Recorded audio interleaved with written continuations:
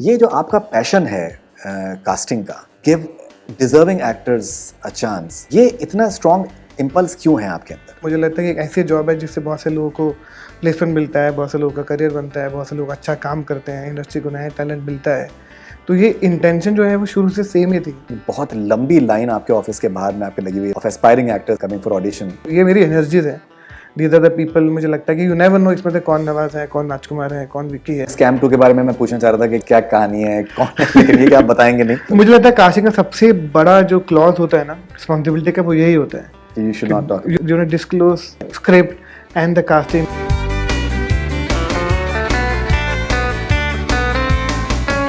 Hello, मैं हूं Mukesh Chhabra and you are watching Bollywood Hungama with Faridul.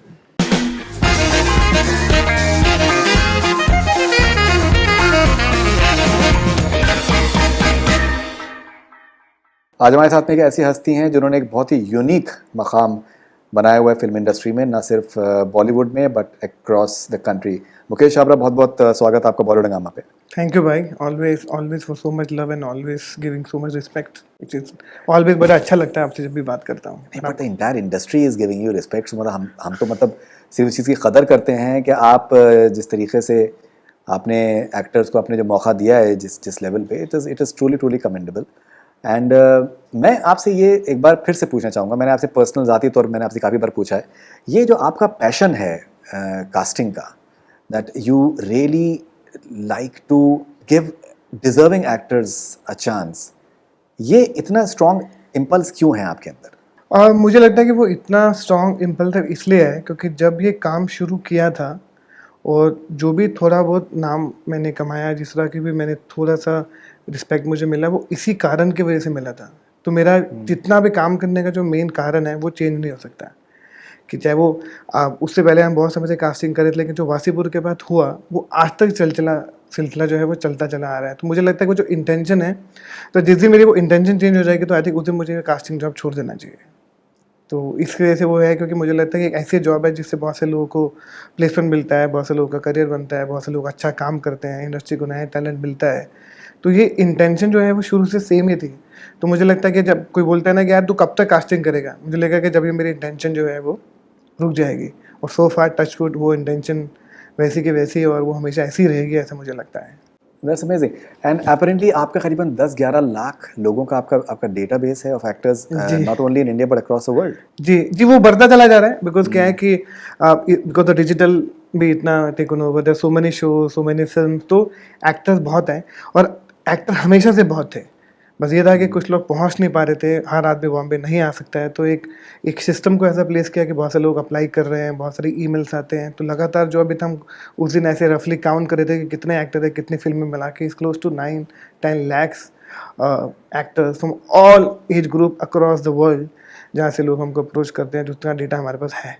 Okay, और अभी जब मैं आ रहा था तो एक बहुत लंबी लाइन आपके ऑफिस के बाहर में आपके लगी हुई है of aspiring actors coming for audition. और मुझे अच्छी बात ये लगी कि बड़ा सिस्टमैटिक तरीके से उनके साथ में सारी चीज़ें उनकी होती हैं, which is really commendable, starting with the Covid precautions.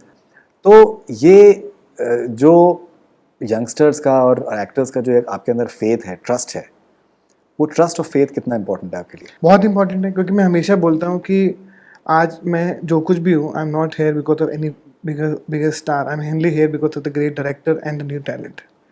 तो वो ट्रस्ट इसलिए है क्योंकि मेरे को लगता है कि इनकी वजह से तो मैं हूँ यार। अगर ये लोग नहीं होंगे तो how will I get more talent, and thanks to the great director and great script who actually trusted me and given me such films to cast. तो मुझे लगता है कि सब फेथ जो है वो इनकी वजह से पहले मुझे आया और वो डायरेक्टर ने समझा। तो ये तो फेथ जो है, इतने लोगों की लाइन लग आई ऑफिस के बाहर है, लोग मिलना चाह रहे हैं, लोग काम करना चाह रहे हैं। और आई एम ग्लैड आफ्टर कोविड अब थोड़ी चीज़ें नॉर्मलाइज हुई हैं, लोग फिर से आना शुरू हुए, तो बहुत अच्छा लगता है लोगों को। ये मेरी एनर्जीज है। These are the people. मुझे लगता है कि यू नेवर नो इसमें से कौन नवाज है, कौन राजकुमार है, कौन विक्की है, कौन मिनाल है, कौन सान्या, आपको मालूम नहीं होता। मुझे हमेशा लगता है कि आई एम नोबडी टू से नो टू एनीवन। कल को कोई कहाँ कैसे कहाँ बड़ा बन जाता है, किसी के हाथ में नहीं होता है। तो फॉर मेरे लिए each and every act is very very very important. हमेशा जो भी मेरे ऑफिस में आ रहा है, I make sure that I try to meet all of them, but practically impossible to meet everyone. तो मैंने एक सिस्टम प्लेस किया कि एटलीस्ट आप आइए, अपना एक वीडियो इंट्रोडक्शन छोड़िए, और वो एक ऐसा एक प्यार होता है कि वो ट्रस्ट करते हैं, वो इतने लोग दिन में आते हैं, इतने लोग दिल में आते हैं। तो आई थिंक वो ट्रस्ट ही है वो उनका। आई होप कि I will never break the trust. वो ट्रस्ट को ब्रेक नहीं करना है. That's amazing. नाउ अभी नीचे आपके ऑफिस में बहुत ही I think anyone and every from the industry उन्होंने हैंड रिटन नोट लिखा हुआ है आपके लिए. और यू नो जो मेरा ज़ाती तजुर्बा आपके साथ में है कि जब भी अगर कोई किसी एक्टर का, जैसे अगर मुझे आप नंबर चाहिए होता है, मैं आपको फ़ोन करता हूँ, you immediately send it to me. और यही मैंने विद इन द इंडस्ट्री बहुत से लोगों से सुना है कि that you have been extremely supportive of people within the film industry irrespective of film projects. और मुझे लगता है कि जो एक एनर्जीज आप दुनिया में आप भेजते हैं वही आपको शायद वापस मिलती हैं. It's all about good vibes. It is all about good vibes. वो एनर्जी आपको वापस मिलती है, क्योंकि आपके साथ अप्स एंड डाउन भी होते हैं, लेकिन अगर आपकी एनर्जी मेंटेन रहती है तो everything comes back to you. You just have to be the way you are. So I think वो मैं इसलिए भी मतलब मैं मदद, क्योंकि मेरे साथ बहुत दोस्त बन जाते हैं और वो इतने अच्छे हैं, क्योंकि वो मुझे जितना प्यार करते हैं शायद मैं भी उनको उतना प्यार करता हूँ. अगर मैं किसी भी तरीके से अगर किसी की हेल्प, वो एक नंबर ही है, इसके अलावा भी अगर कोई भी हेल्प अगर उनको लगता है कि मैं किसी तरह की हेल्प कर पाता हूँ, even whether they want any suggestion for any film script कि should I do this and I am glad कि वो they consider me and they call me and they ask me. So तो मुझे अच्छा लगता है. आई थिंक वो बहुत एक रिस्पॉन्सिबिलिटी फील होती है, एक प्यार है, एक ट्रस्ट है, तो वो रहता है. I am blessed. Okay. And Mukesh, किसी भी इंडस्ट्री में आपको अगर मोहब्बत मिलेगी तो आपको मुश्किल हालात भी आपके आते हैं. You face difficulties, there is jealousy, there is backbiting, all sorts of things happen as well.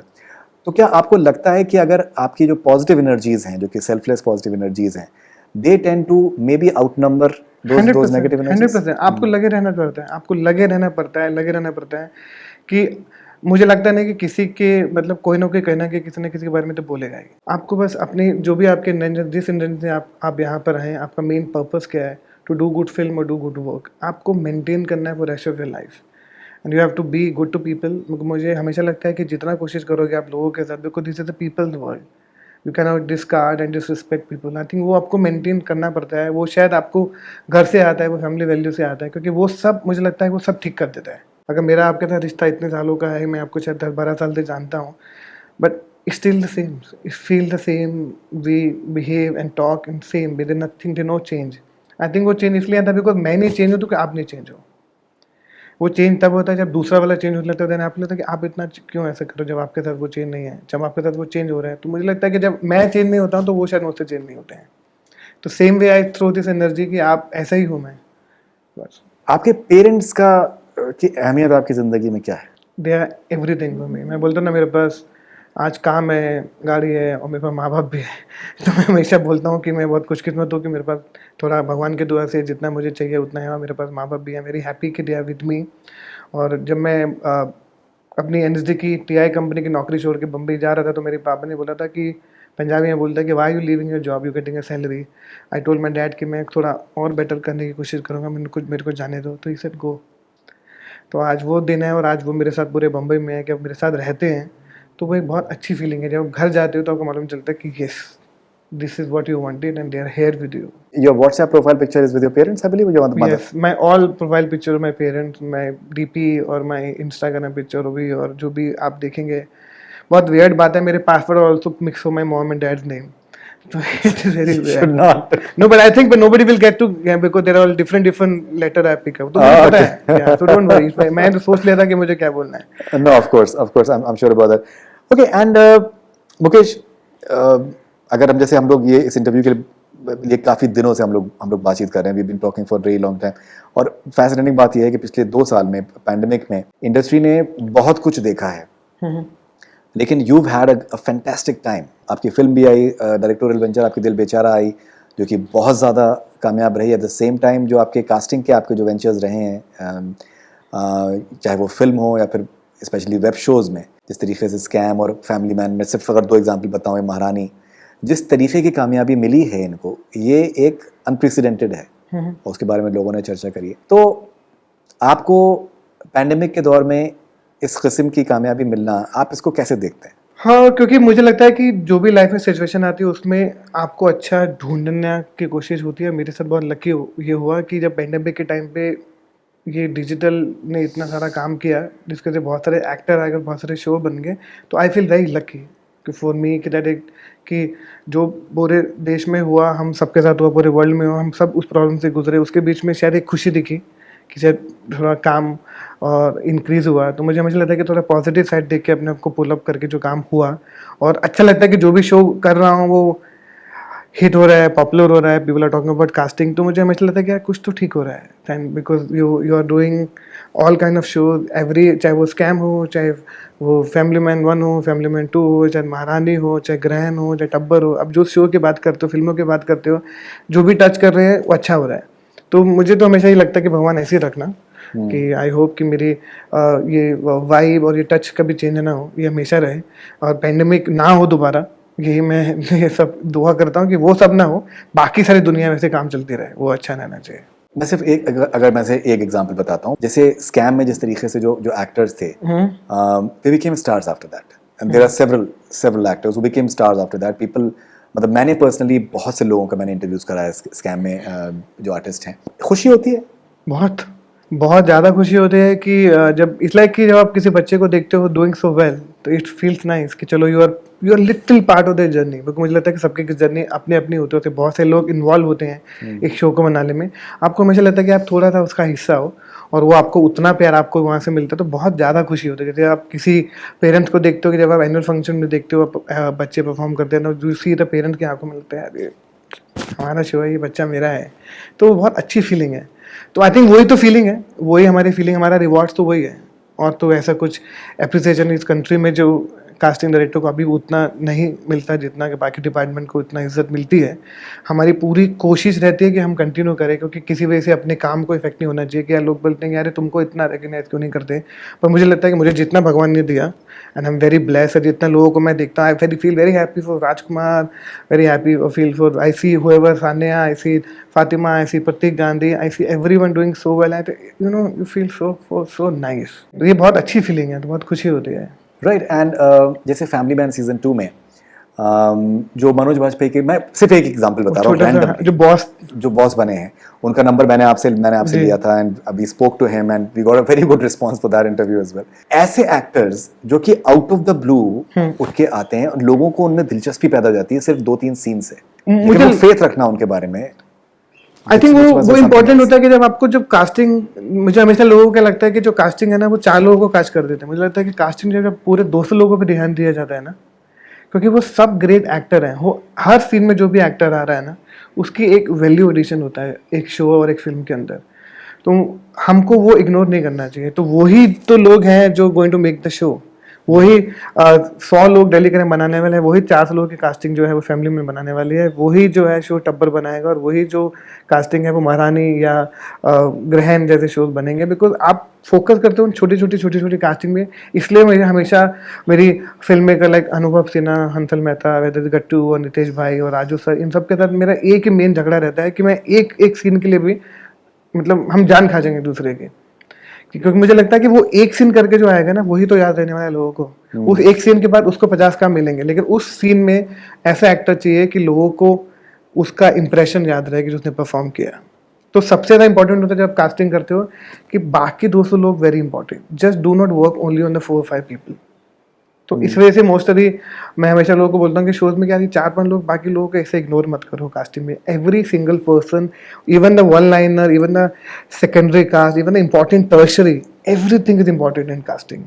और कौन कब कहाँ टर्शरी से वो आदमी वन लाइनर पे आएगा, वन लाइनर से वो इम्पॉर्टेंट सपोर्टिंग में आएगा, फिर वो सेकंड लीड में आएगा, यू नेवर नो कल वो फर्स्ट लीड में आ जाएगा, बट वो first step is very important in casting.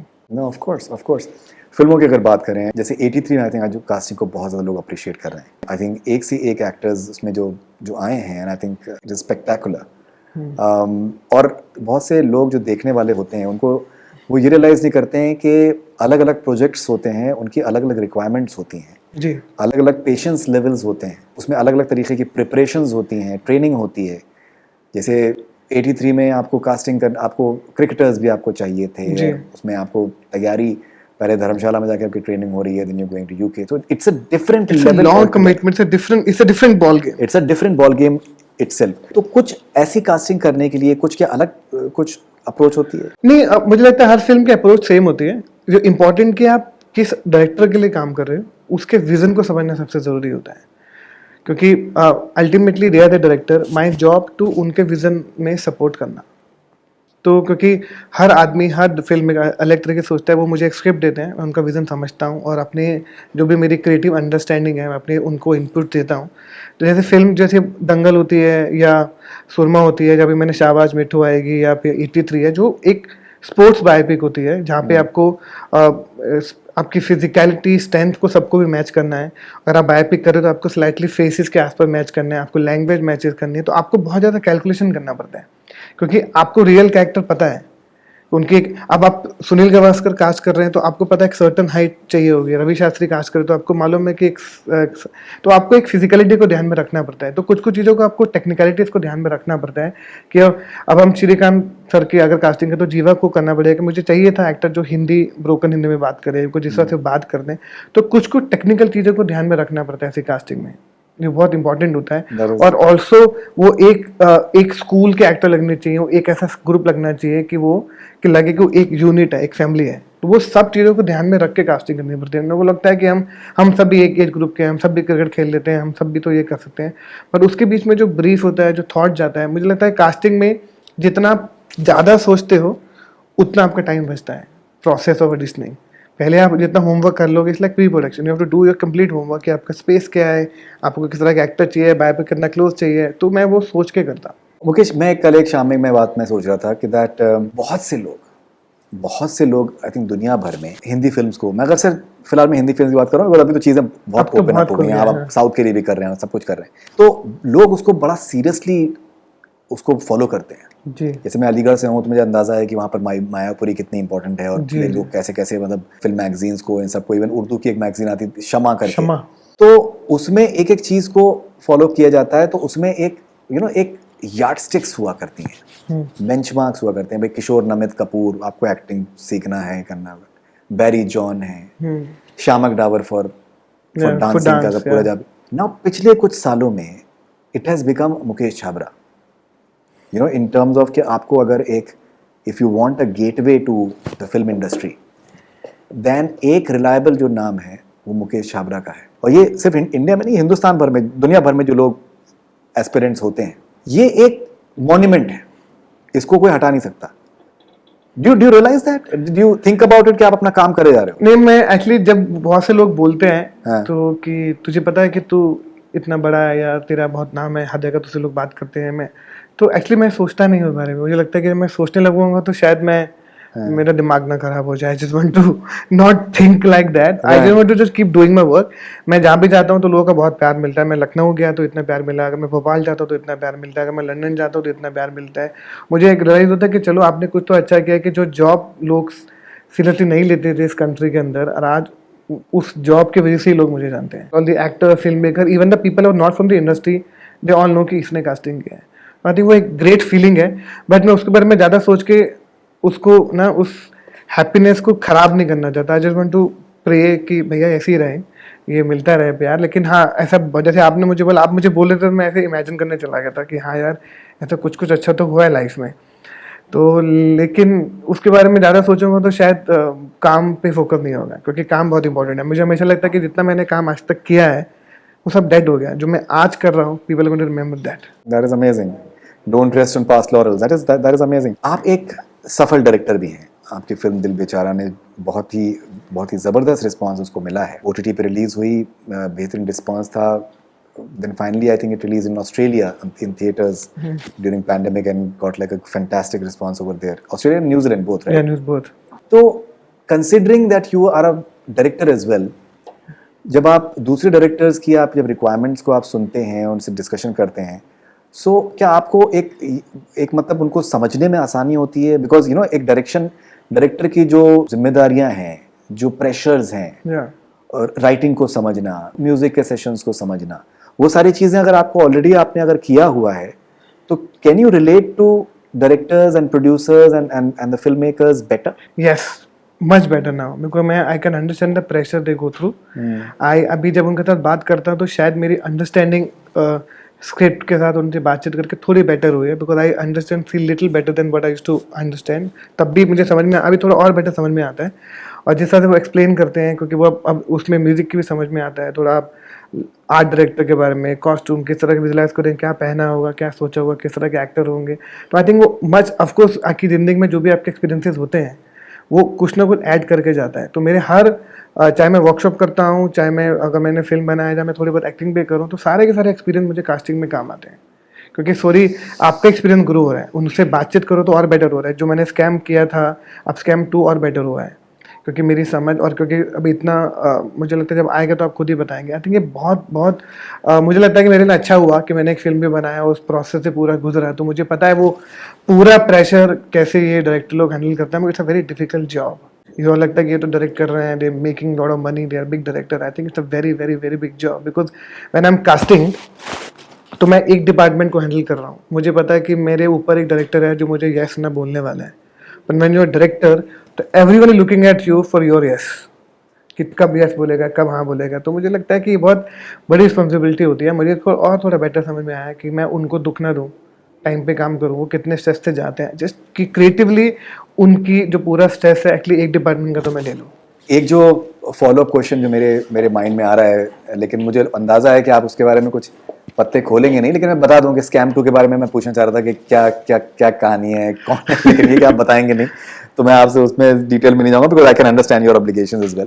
Because आपको तो फिल्मों के बारे में उस स्टेज पे पता होता है जब लोगों को पता भी नहीं होता है उसके बारे में, सो दैट इज अंडरस्टैंडेबल। मुझे लगता है कास्टिंग का सबसे बड़ा जो क्लॉज होता है ना रिस्पॉन्सिबिलिटी का, वो यही होता है, you should not talk you should not talk about, you know, disclose the script and the casting, because सब कुछ उसी पे डिपेंड है। I totally understand. वही आपके जॉब का सबसे बड़ा हिस्सा होता है। हाँ नहीं, मैं आपको उस दुविधा में नहीं डालूंगा। मेरा आपसे सवाल दूसरा ये बात ये था, Mukesh, now since you understand writing part, that how important writing is for any film, और मैंने जब भी मेरी आपसे बात हुई, आपने कहा कि फरीद भाई जब भी अच्छी स्क्रिप्ट मिलेगी तो I will be ready with my next film. So you basically are waiting for a good script and you understand how important is it. आपके लिए कास्टिंग करने के लिए एक अच्छी स्क्रिप्ट का होना कितना इंपॉर्टेंट है, and how does it inspire you, the written word inspires you too? Yeah of course, because मुझे लगता है कि आप अगर मैं कास्टिंग कर भी रहा हूँ, अगर मैंने ये फिल्म लिया है तो इसमें डिफरेंट मैं क्या कर सकता हूँ, क्योंकि इतने सारे फिल्म मेकर, इतना सारा चैलेंज होता है कि मेरे लिए कुछ तो होना चाहिए करने के लिए, क्योंकि मुझे सिर्फ जस्ट कास्टिंग ही नहीं करना है। क्योंकि अभी शायद इस पोजीशन भी हो कि थोड़ा चूज कर सकता हूँ कि कौन सा फिल्म, क्योंकि मुझे लगता है कि अगर आप मुझे एक अमाउंट में आप से चार्ज कर रहा हूँ, आप मेरी रिस्पॉन्सिबिलिटी, मेरा ये एक प्रोफेशनल फीस की आप बात करते हैं, वो एक सेकेंडरी थिंग है। पहले मुझे मेरे लिए कितना कास्टिंग करने के लिए और मुझे कितना मज़ा आ रहा है। मतलब मुझे लगना चाहिए कि यार लोग मुझे बोलते हैं वासीपुर किया, फिर बजरंगी भाईजान हो, फिर कभी काय पोछे हो गया, फिर दंगल हो गया, तो उससे बेटर करने के लिए मेरे पास कुछ चैलेंजिंग होना चाहिए कि मुझे और इंटरेस्टिंग स्क्रिप्ट कब मिलेंगे। अब मैं लोगों को यही बोलता हूँ कि तेरा बेस्ट काम कौन था, मैंने बोला अभी वो स्क्रिप्ट ही नहीं आई, क्योंकि मुझे और इंटरेस्टिंग कास्ट करना है। इतना टैलेंट है देश में, इतने लोग हैं, तो जब तक कुछ और चैलेंजिंग होता है। मैंने एक तो फिल्में करी हैं जो चाहे अभी आएंगे, चाहे हंसल सर की आएंगे, चाहे अनुभव सिन्हा सर की आएंगे, तो यू रियलाइज की how different this casting looking. तो मुझे लगता है कि स्क्रिप्ट बहुत आपको इंस्पायर करती है, एक्साइटेड हो जाते हो, आप सब कुछ छोड़ के फोकस लग जाते हो कि ये करना है, इसमें और इंटरेस्टिंग करना है। तो आई थिंक वो बहुत इंटरेस्टिंग होता है। Okay, and what about your next film as a director? मुझे लगता है कि जब लोग फिल्म बनाने के बारे में सोचते हैं, लोग सोचते हैं कि एक्टर मिल जाए और प्रोड्यूसर मिल जाए और स्क्रिप्ट है हमारे पास, और मेरे पास उल्टा है कि मेरे पास बहुत सारे प्यार भरे अच्छे प्रोड्यूसर्स हैं और बहुत सारे एक्टर जो आज बहुत सक्सेसफुल हैं। मेरे पास सब है पर स्क्रिप्ट नहीं है। तो मुझे लगता है कि जब स्क्रिप्ट की तलाश होगी, जब मुझे लगे कि मैं स्क्रिप्ट ढूंढ रहा हूँ, स्क्रिप्ट मुझे ढूंढ रही है, क्योंकि I am blessed with such great Bollywood people who love me so much, क्योंकि मेरे पास प्रोड्यूसर्स हैं, एक्टर्स हैं और स्क्रिप्ट नहीं है। तो the day I find a script, I think मैं जाके स्क्रिप्ट को लगेगा तो मैं बना लूँगा। ये उल्टा ही है, लोग बोलते हैं कि यार प्रोड्यूसर्स नहीं है, एक्टर नहीं है। मेरे यहाँ थोड़ा उल्टा है कि यार वो दोनों हैं, कहानी नहीं है। I totally understand that. Alright, and कुछ ऐसे प्रोजेक्ट्स के बारे में आप बता सकते हैं जो कि आपको अलाउड है, that you can talk about, that we can see your casting in the near future? हाँ, ऐसे you'll see ब्रह्मास्त्र, you'll see ब्रह्मास्त्र, you'll see रक्षाबंधन की casting, you'll see Heropanti, you'll see Nitesh Tiwari next film, you'll see राजन T के next show with Shahid, you'll see She 2, तो you're going to see महारानी 2। तो there are so many project जो अभी आने वाले हैं। At least हम इतने सारी, मैं कल ही जर्सी आने वाली है, you will love the casting of Jersey, you will love how that film is looking.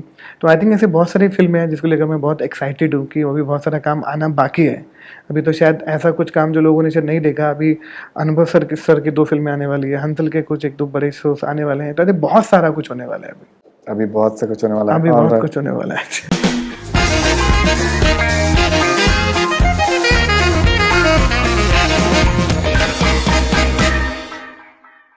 Hello, मैं हूं Mukesh Chhabra and you are watching Bollywood Hungama with Faridul.